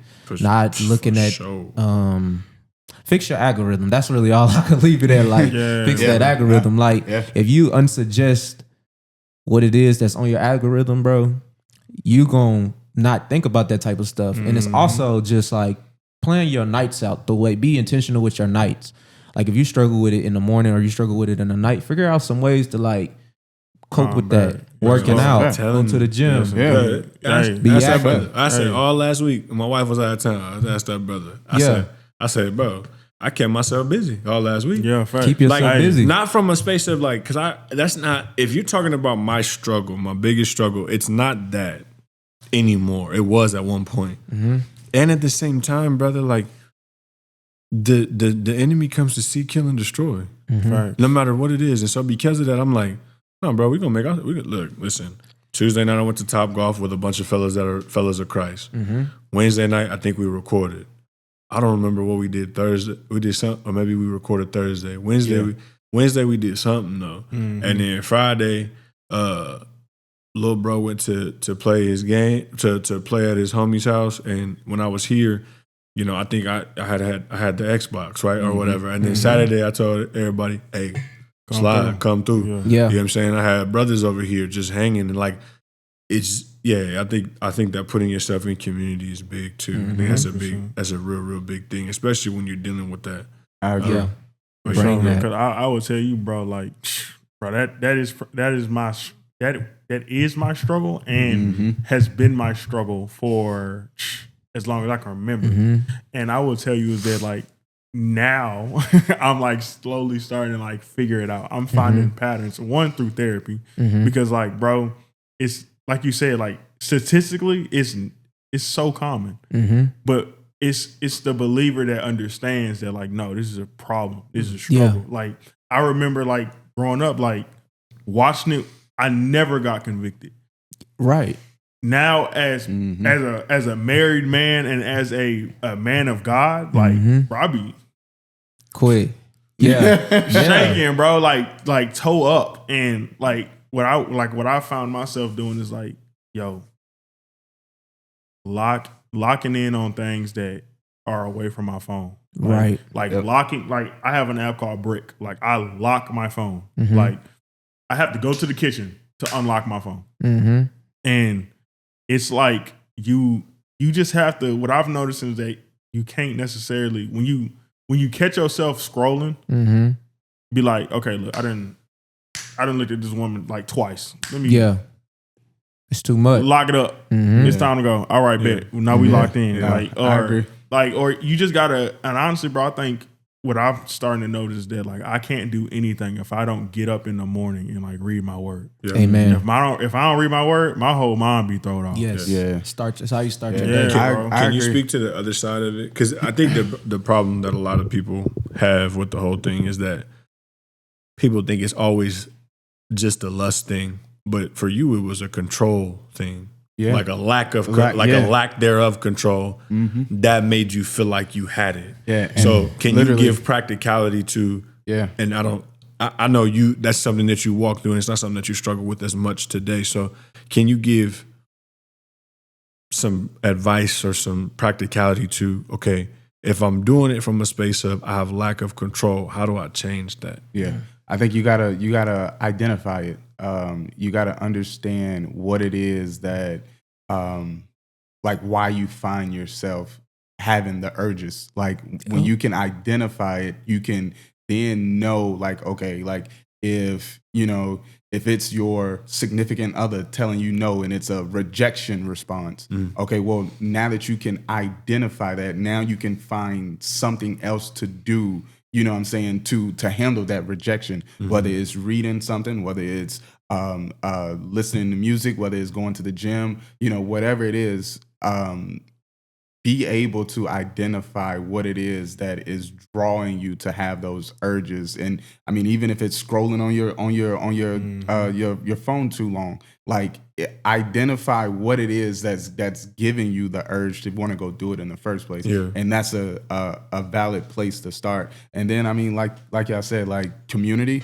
And planning out your day, planning out your morning, what like those times that you find yourself by yourself or something that you like, plan, your day out, or try to get yourself around other people to where you're not it's not sitting, you're not just sitting in that, because that's the thing, like when you sitting in it too long, you feel like you by yourself. It feels like I'm the only person that's dealing with this. Yeah. All right, well, 100%. I'm gonna just to get rid of the urge, I'll go do it, and then that way now I don't got to think about it no more. And that's the quickest lie that the enemy will tell you. For sure, when it comes down to that problem. Like, bro, I think, bro, you know how many times I was like, man, come on, bro. And it was like, bro, like, if you would have waited 2 more seconds, like, the urge would have probably went away. Just went away. Because why? Because it's just a fight. Like, and honestly, bro, how you said it, JP, is like, what I've known for me is that it's an anxiety response for me. Yeah. When I'm doing something and I'm like, I'm tired, or like, I'm tired of doing this. Like, or I'm like, I get a rush of anxiety because I feel like I can't complete something, or I feel like this is like unachievable. I take my mind off of it and I go watch pornography, and that's something that I'm like really, really, really like being militant on now in my walk, is because it's like, who told you that it was unachievable? Like, who told you that the thing that you're doing won't bear fruit? Like, I'm starting to understand now, like, just because I spent an hour or 2 hours working on this one thing, and I'm not necessarily as fluent in it as I should be, or I feel like I should be, right? It doesn't mean that the seeds that I'm throwing on the ground aren't catching some soil and won't be watered. You know what I'm saying? Like, and I think that was one of my biggest triggers, is that feeling like the work that I'm putting in is not being like, it's not growing. It's not leading to anything. And that's been one of the things for me too, is I like to have like little goals with things. Like whether it's like, for example, like the space that I'm in now, diving deep into like cybersecurity, IT and stuff like that. And then also, working on like learning like Spanish or things like that. Like I find like little goals with things that I can do on a daily basis to like put myself in a state of like, okay, I got something done today. Like, you know what I'm saying? Like I work towards a goal that I have today. Like that, like staying in a constant state of working towards something. It also, cause like that, I feel you on that one too. Like, and your brain is wired like that, right? So the thing that you get whenever you decide to fall into that is your brain will release dopamine. And so if you can take that release, so that you're gonna get either way 100%. Of dopamine, and you can fill it with something that's productive. Yes. That'll actually fill you. Like, if you can learn, I'm telling you, it's a beautiful thing. If you can learn to make reading your Bible dopamine, man, 3/4 of the way through the episode, that's real commitment right there. Can't say enough about how much we thank you. We call this an altar. Every single minute that goes into it, second that goes into it is appreciated. It's seen by YouTube. It's seen by Spotify, whatever it might be, wherever you're listening or you're watching. So we do appreciate it, right? And this last stretch is usually where it gets super, super powerful. So buckle in, keep going, keep taking notes. And at this point, honestly, you probably could share this with a brother or sister. To this point, if you've listened this far, it's probably blessed you in some form or fashion. So anybody that you know that could also value from this, make sure you share it with them. This last stretch, it gets pretty deep. If you want, you should probably take a break, maybe get yourself some water, maybe get a snack, and come on back and listen to the rest of the episode. I'm telling you, and it's like, people don't do it, because people read their Bible like it's like it's a textbook from college. Yeah, yeah. Where you're like, bruh, Or a history Like, book from man, I'm not 1,000 years ago. I'm not No, trying to right. touch. I'm not trying to touch that book, fam. Like, nah, bro. When I get to my Bible, I'm like, man, I'm so excited. I got my highlighters and my sticky notes, and I got my pen, bro. I'm like, man, what he gonna be Real talking talk. about? What he gonna be talking about in this chapter? Come on, For sure. Yeah. press play, boom. Yeah. Hoo-wee. Oh, them Assyrians was tripping. Like, Yeah. like when you get to a spot where it excites you, like there's so much stuff that excites you in this world. Why wouldn't the living word of God Yeah. be something that you gotta find the switch in your brain somewhere that'll make it like, oh, this is super dope. because it comes off intimidating, like when you're new in the faith. And I because I know for me, different like little Bible studies and stuff like that, like little intentional readings, was important for me to like start building the habit to where Building a like spiritual standard. yeah, to where as I'm reading, like I feel like I'm, learning something, or like it doesn't feel like a task. It feel like, you know what I'm saying? And so once that repetition start to flow, I think it, you just start to kind of grow from there, for sure. And real talk, bro, like I think this is maybe for the brother who has a significant other, is that this is something I like that convicted me hard today, is that like you can't let your significant other be your identity. Meaning that you can't draw all of the things that you're good at from what they tell you you're good at. You can't let the person that you love, despite how hard it may be, because you live your life with them. You know what I'm saying? If you're in marriage, you live your life with them every day in, day night. 100%. Lay your head down, wake up, like you there with them. But like real talk, you cannot sit there as a man of God and say, my wife told me I did good today. I'm a good man. Yeah. No, like again, like Alexa just read, I do things to only please God. Like if I'm getting satisfaction from that, I'm not saying satisfaction is bad from your wife. No, I'm not saying that. What I am saying is that if you're drawing all of your worth from that, Yes. you're missing the mark. Bro. Well, it also tells you in the word, 100%. husbands treat your wives kindly. Don't be harsh to them. Like that's in Colossians. So it's to the point where it's like that just goes hand in hand with it. You need to be getting your confirmation from God. Your wife will give you confirmation and affirmation as well. And God already tells you treat your wife well. That's part of it, right? And you need to make sure that you remember in Matthew chapter 3, at the end when he's getting baptized, when he come up out that water, he said, "This is my son with who I am well pleased." After Calvary and the crucifixion, that's the identity that you wear. Before you do anything, before you did a good job today, like your wife will tell you, you are his son and he is well pleased with you. You walk around with that identity, you should walk around with that all the time, right? And then anything that she give you, that's just the cherry on top. And really, like in real talk though, like I'm not gonna even say it honestly, bro. Like it should, real talk. What I'm thinking is like it shouldn't even be a cherry on top. Honestly, bro, it should be like cool. It should just be cool, because it's not that you shouldn't accept affirmation. Right, accept the affirmation. But what I am saying is that like you can't let that be your target. You can't let that be your aim, right? Because in 2 Corinthians, Paul talks about how we aim to please God. Yes. When we aim at anything else, we're always gonna fall short. We're always gonna be left disappointed. Because let's be real talk, bro. Your spouse is not perfect. Yes. Your spouse is gonna be in their flesh too. 100%. So when that flesh starts acting up, you gotta tell yourself, yo. Yeah. Because you'll feel lost. Like For sure. you'll feel like For you sure. kind of lose yourself when you're not getting that gratification or that feel like you're getting that satisfaction. You'll either feel lost or you'll feel smothered. Like one, For sure. like, you know what I'm For saying? sure. Like, Yes. It requires it calls you the more requirement of a dependency on the Lord. Yeah. And then Yes, depend more on the Lord. Yeah. That's for exactly sure. what I'm saying. Depend more on the Lord.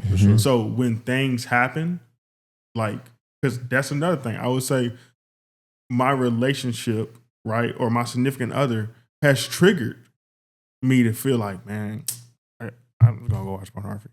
Not because it's like, oh, I'm putting all my weight, I'm putting all my basket into my relationship, but it's no, bro, it's the nature. Like when your other side of your one flesh is triggering something in you, then it can trigger those responses of feeling like, my anxiety messing up. I want to get my mind off of this stupid argument we just had. I want to get my mind off of the behavior. I want to get my mind off of whatever the heck went wrong. Right? Yep. Like, and when you stem your witness on that, that's when you will always fail. And that's something like, bro, don't sit up here and don't be hitting up my DMs talking about something, oh, what happened? No, I'm not saying that. What I am saying is that I love my wife. Yes. Bro, my wife is also the person who's probably the only person in the world who can actually piss me off. Yeah. That's real talk. Honest. Yeah. Honest, bro. The only person in the world. Yeah. Anybody else, you got it, bro. You got it. You got it, bro. You got it, big dog. It's on you. All right, I got two scripture tie-ins, and then I'm gonna transition us into the next section that'll continue to go down Armani's story. This conversation has been good. It says Romans 12, verse 2, don't copy the behavior and customs of the world, but let God transform you into the new person by changing the way you think. Then you will learn to know God's will for you, which is good and pleasing and perfect. Yep. That's Romans. And then James 5:16, we talk about this often, but confess your sins to each other and pray for each other so that you may be healed. Remember that, healed. The earnest prayer of a righteous person has the great power and produces wonderful results. I'm telling you, people walk around forgiven but not healed. It's a crazy thing. So I'm going to transition into the next section and talk about from the water to the wilderness. Do y'all remember that sermon that Pastor Robert, and actually y'all haven't been going to social as long, so maybe y'all don't. But it was after you got baptized. Crazy, I was there when you got baptized. We didn't know each other, but I was there. But he preached that message at the Wind Spirit Opera House from the water to the wilderness. So you got baptized May of 2023. Right? October 15th, 2023. Oh, October 15th. Okay. But we were still outside at Strauss Square. Yeah. Right? So that's the theme of the messages, typically speaking, when it's a baptism Sunday. He kind of switched it up this last one. But typically speaking, he's talking like water to wilderness, where like the Matthew chapter 3 happens, boom, I'm well pleased with my son. Matthew chapter 4 happened after the Spirit descended upon him like a dove, boom, to the wilderness. And so for you, after you was baptized in October of 2023, that's when you felt like you got hit like by a Mack truck. You was like, oh snap. Yeah. Life really hit you. And so you went from the water to the wilderness. Can you talk about how the Spirit almost, because the Spirit will lead you into that, like how when you got baptized, how things really started to get real and how like life and maybe your flesh started to rear its head and how you were able to battle through that? Oh man. So for me, when I first got baptized, to me, it felt almost like a checklist, almost because of just like the nature of wanting to fulfill what I thought I was ready for or what I thought was the change that I needed. But honestly, man, after I came up out the water, I did feel renewed, right? But in some sense, I still had a lot of the things in the world in me. I was in a relationship and we were still fornicating. We were still doing the things that we really shouldn't have been doing at all. And my flesh would feel those convictions. And through anytime you'll do it, like it's like, man, like I feel and it's not, it wasn't clarity. It was more like I feel awful because it's like I know what I should and what I should not be doing. Right. Even if I'm like, it's like once you dip in that water, you're renewed. So it's like your spirit, it doesn't feel the same weight of what you felt before you were baptized, man. So like for me, from like October 15, 2023, all the way to July 2024 was just a big, like, trying to figure out, navigate the walk. And when you're not in community, you don't know how to, like, navigate the walk in a way that you should because you don't know how to who to bring these things to or bring these feelings to. So for me, it was just a big navigation. Like, I got to figure out how to control this thing and get the way that I need to be walking the right way. Under control. So that was my struggle, man. It was just a lot of lukewarm. Like I didn't have full identity of the way I should have been living. So, So go deeper on that. So you was lukewarm. You didn't figure it out. You said July 2024. What changed? To be honest, man, the conviction of what am I doing? Like honestly, my mom. I think God used my mom one day. I was walking in the kitchen. And I'm doing what I'm doing at this time period. And my mom was like, "Aren't you a Christian?" It was just randomly. Yeah. Shout out to mom. She gonna you laugh gotta at give that. it. You gotta give it the other one, bro. You gotta give it. Yeah. Yeah. Shit is all of them. Yeah, That she is shot it. She shot it, and That's tough. it was like almost like wow, like she looked at me as this example that I'm supposed to be setting for the family, but not only for the family, like I'm not being who God intended me to be. Yeah. I'm living a way, but I'm not living the way that God intended me to be after this baptism, after this renewal. So like July 2024 was just like, man, like if I'm gonna live in the way that God intended me to live, I need to do this the right way. Now, that's not saying I'm gonna turn everything around tonight or today, but that's me knowing like this conviction is supposed to be there. Acknowledging it. Yes, it's supposed to be there. If I didn't feel conviction, I'd probably still be in the same place I was. Facts. So I'm grateful for the conviction because the conviction that I faced, it led me to where I'm at now. Yeah. And you know, like being lukewarm, it reveals a lot to you because your flesh doesn't receive the same things it once received. Like you're almost at a place where you like, okay, like nah, like this ain't it no more. Like and it goes back to just like, man, like the change, like and God take you on some journeys that you just realize like, man, I needed that renewal and I needed that rebirth. Yeah. Almost. So yeah. Yeah. And so basically you stepped into the battle. You know, whenever you get baptized, that's really what it is, man. You're stepping into the battle because You in the war zone. You get your scales removed. bro. You see how dark things really is. Yeah, a lot of demons that you For got sure. inside of you that they need to come out. Yeah. And that could be from pornography, which it was. A lot of it was from pornography, and a lot of it was from like having casual sex and fornicating. You know, when you're doing that, you taking on demons that you don't even need to be having if you wait until marriage because the flesh is becoming one. Yeah. So- Well, you really getting married to whoever you have casual sex with. There you That's go. that's For the sure. thing that they don't talk about because Adam and Eve, when they got married in the garden, God told them like that was the marriage. Yeah. What people don't realize is that when you go like that's why they talk about soul ties. Like you are literally tethering yourself and tying yourself With to that that person. individual when you decide to like. So it's. I'll give this to y'all real quick, and then you can keep going down this section, or you can move it to the next one because it's actually a good transition. But sex is like fire. Fire in two different settings can do two different things. Fire in a grass field out by a city could burn the whole city down. Fire contained in a fireplace can warm up your house. Right. So the one that's in the field and in the wildfire is you just having sex with anybody and everybody wherever. Every and little whoever. piece of grass. Right. That's it. Grabbing every little piece of grass. Grabbing all of it. Yeah. The fireplace, right, is the covenant within the marriage. It warms the house.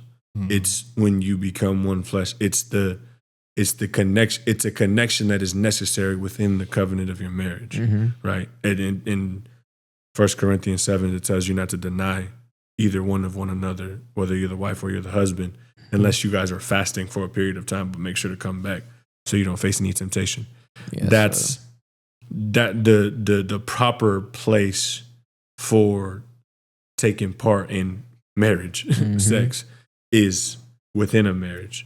So that's why it's important that people follow that commandment, because at the end of the day, like I said, you can set a blaze to a whole forest in a city, you know, in your life. Like you feel it, right? You can see it. You can see the wreckage that goes up behind you when that's how you decide to get down. But you also know when you dedicate yourself to that one individual and you lock in the way that God intended you to lock in. Watch what happens. A lot of good can happen. And they talk about how you fall in love. It's funny.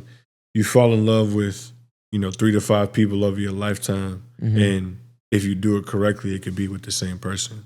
That person is evolving into another version of themselves.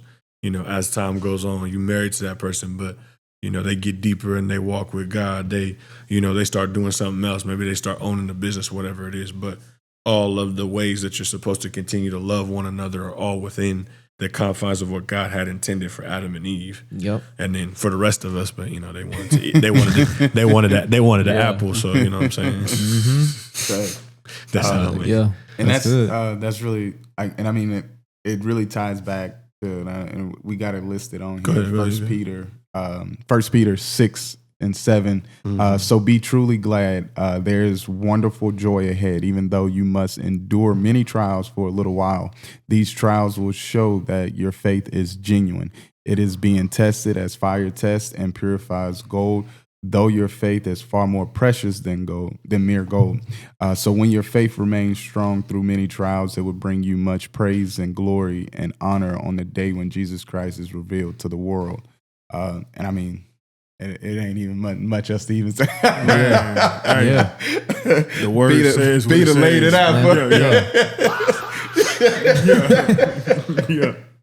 He laid it all Explanatory. out for us. Mm-hmm. So you go through that wilderness season of your life, and you make a decision.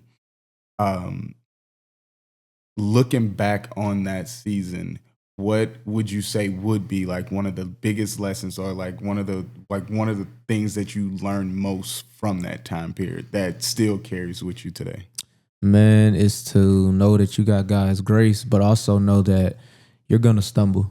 Like, that's inevitable. Like, you're gonna stumble. But also just knowing, like, to be patient with myself the same way God is patient with me, in the same way that He's faithful to me, like, all those years, man. Like, to be honest with you, like, that's always my heart, like, knowing that God is patient with me. So I need to be patient with myself. I'm not going to get everything right every single time. But if I just remain steadfast and I stay firm in the foundation that I'm planted in, stay planted, by the way. But yeah, stay planted. But it's just keeping the heart posture of knowing like God's grace is with me. And I get another chance every single day to 100%. have another chance at being a man that God intended me to be. But you're gonna stumble. That's just a part of the walk. But you got to get back up. You got to keep going. That resiliency is what's gonna carry you more than anything, because you got to constantly know, like, I got to keep going, regardless no matter how hard I fail or I fall, I got to keep going. For sure. Facts. So, yeah. Now I gotta ask this. I gotta ask this. You was a part of this infamous Connect group. What was the Connect group like to you? What was some things that you got out of that Connect group, and like what kind of impact did that play? When it came down to community and your walk and everything. Yes, man. Shout out to Poppy and Blake, by the way, man. I love them brothers, man. Me and Knowledge, we the only ones that Yeah. I got to. Every time. I got Every to. time we sit up here like, Man. Yeah. But what Connect group? Right, Oh, okay. right. Got it. it's definitely a infamous Connect group, man. And the one thing, like, I'll say, man, is that I did a lot of receiving in those groups. Because, like, although I was still new in my walk, I was able to pull from brothers like Alexis, brothers like Jameson, a lot of people that I knew that I could pull from, because like, I'm a student and I'm always be a student. So for me, it's just about receiving more than talking, because I didn't have a lot to add to the conversations, but I pulled a lot from them, because a lot of these dudes are now married. A lot of these dudes some of them are married, but a lot of people live the way that they should be living and God intended them to be living. So, For sure. man, it's just more about receiving, going in there with a heart posture of just learning. Yeah, and I learned. You needed to be ready when you was going to that Connect group. Yeah, because it was, you had RJ, you got Alexis. It's like a star-studded cast. Bro, let me tell you, No, seriously. it would be some conversations where it'd be like, yeah, nah, bro, that's kind of out of bounds there, dog. Or nah, and it was funny because you remember how long, because J-Mo act like I threw him astray before he came onto the episode. He was like, you don't even remember what I said. And then I said verbatim what he said. And he was like, snap, I did say that. Like, it was funny because he started laughing. No, but I mean, that Connect group, the season that I was going to that Connect group in, it's funny. You received so much from me, Armani, because I was clinging to my life. Or I had lost my life, like I said in Matthew 10, and so God was restoring it. But it was like I was clinging to the things that I had that I didn't realize were slipping away. Yeah. In Pursuit family, thank you so much for sticking to about 10 minutes left of this episode. Man, you made it this far. Finish to the end. Wait for the closing prayers and the thought. That's where God really, really, really does sit in the conversation so it can get rolling in your spirit. Please be sure to give us a like, give us a comment in the comment section, and tell us about what you really took away from this. We want to make sure we are gearing our content directly to the people who need it the most. Thank you so much for watching this full episode, and make sure you get your prayer at the end. Like, I didn't realize they were going away, and that in that season, I was able to pour from an overflow because I had to empty my cup and then I had to fill it with the scriptures. Yeah. And I was able to pour out of what was overflow because I was so on fire for what it was talked about in the scriptures. The brother last week that was here and Blake, them two together was the ones that was helping piece me back together as we was going through the stuff that we was going through. And so that connect group was that connect group was fire.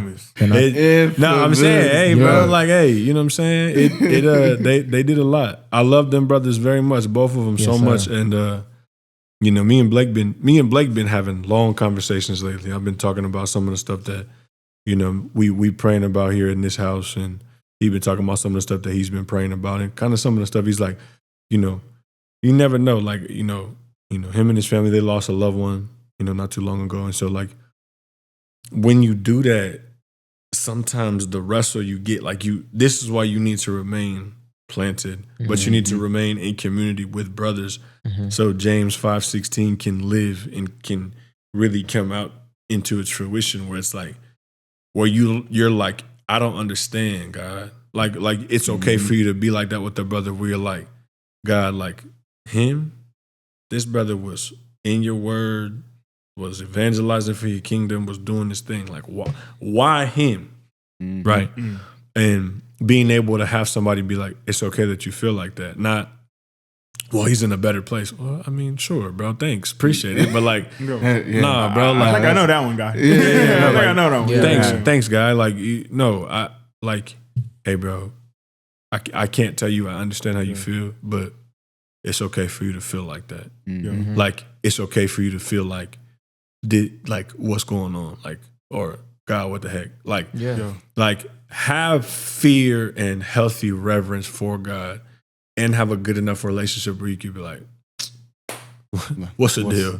What's the deal? Real talk, bro. That's honesty, though. Bro. It's not performance. That part. Especially when you're praying, like you can take that to him. You can voice that frustration. It's not about like a performance. Joel, I'm telling you, Joel 2:12-13. Tear not your garments in prayer, but tear your hearts with weeping and mourning. Yeah, like real talk. Like when we was over here, what was that? Saturday. Yeah, Saturday. I had to like tell Lex. I was like, man, boy, look.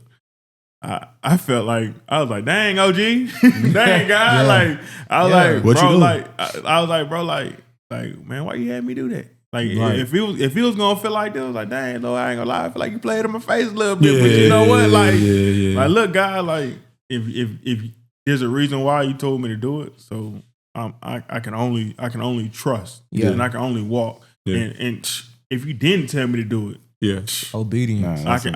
Hey Lord, forgive me. I'm just trying. I'm aiming to please you. So everything I aim to do, I'm trying. I think that the thing that's healthy about you right now, though, knowledge, is that you just said it. You keep saying it, and I pray that this is the spirit that you remain in. Is that you can't do your day without reading your scriptures. Yeah. The thing that reading your scriptures, and we talked about this a long time ago, and we were like, we corrected you as brothers, not like don't read it like a textbook. You read it. Sure. So as you read it, it reads you.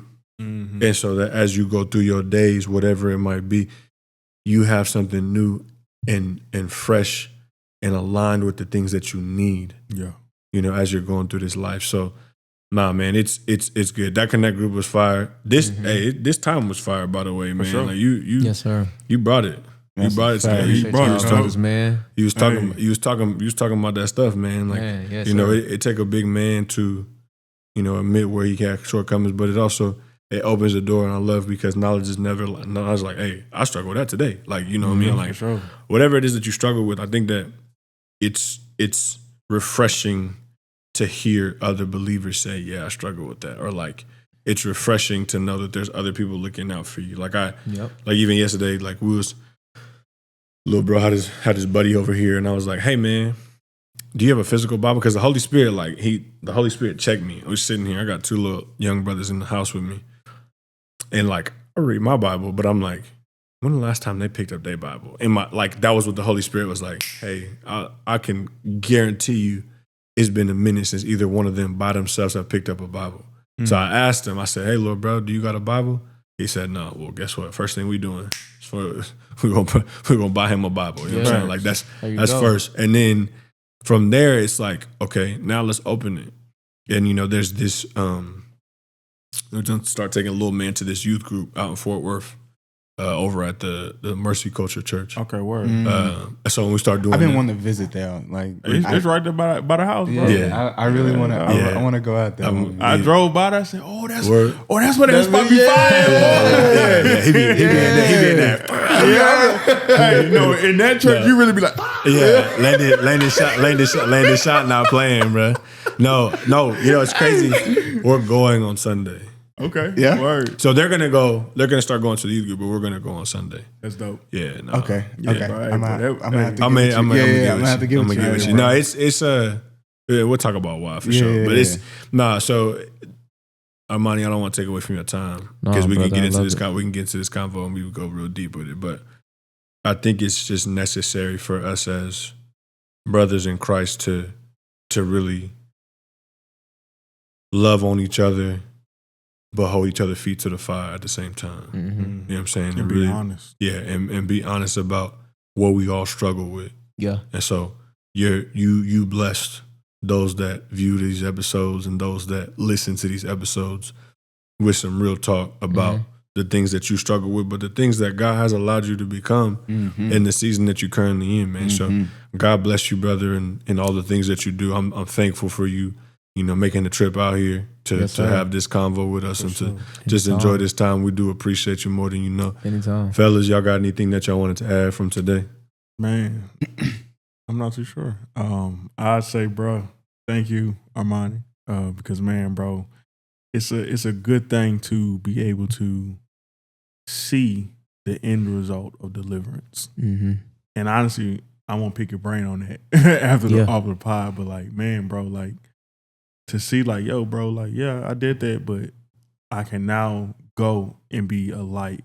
Yeah. Not just for adults, right? But also in the school system where God is slowly but surely being stunted and not shown for the goodness and the grace that God truly is. Yeah. And to be that light without even saying it and being like, and your kids recognize like, oh yeah, no, he preaching. Like he's in his word. I don't know what that is just yet, but I know he's in his word. That's a blessing to see, bro. Yes, sir. I appreciate that, man. That's a fact. I piggyback that for sure. Like I appreciate, hands to the plow, not only at social, but what you're doing in the school system.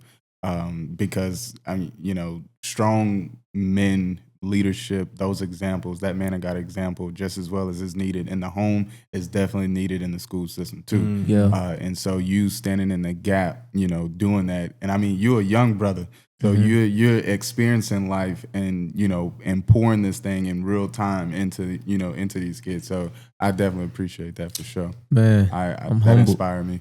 I'm humbled by y'all, man. I appreciate y'all for having me. It's a complete honor. Like, I appreciate y'all for tonight, man. Like, y'all fill my cup. That's why, like, even like I treated this like I just received. I don't got to steal away from the moment, man. I just sit and receive because that's just how that's how God intended you guys to be for me to receive, And I appreciate y'all and I love y'all. Thank y'all boys for having me. Love I you appreciate too, y'all, man. Love you too.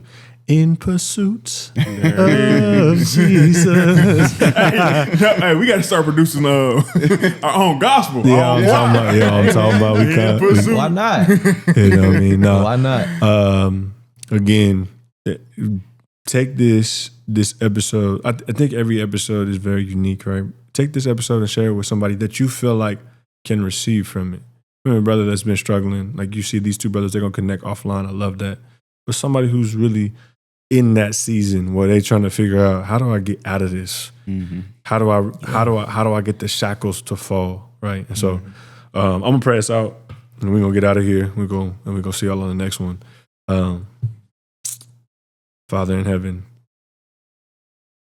thank you. Thank you for today. Thank you for safety of these brothers as they traveled up here far. Thank you for the safety of the travels of my family as they travel from 10 hours away. Thank you for everything that you do. Thank you for your son and for the ability for us to have a relationship with you because of what your son did. Thank you for the breath in our lungs and the ability for us to come around and altar and just fellowship about you and about the things that only your grace can deliver a wretch like myself out of. And I just ask that you would continue to send your spirit before every brother that's at this table, every ear that is listening or every eye that is watching. I just ask that you would just grip their spirits and that you would send your spirit before them and invoke the fruits of the spirit in their life and just pour oil out on their life that can only be explained by you. And I'm not talking about money and fame. I'm talking about an abundance of grace, an abundance of you, Father. And I just ask that anybody that hears this message today, anybody that receives the things that were said on this altar today, that it absolutely transforms their life and they would continue to walk with you in a way that is only possible if you're by their side. And I pray all of these things in your mighty and matchless name. Amen. Amen. We'll see y'all next week. It's going to be another good one. Thank y'all for tuning in. In pursuit. In pursuit. In pursuit. In pursuit. In pursuit. In pursuit.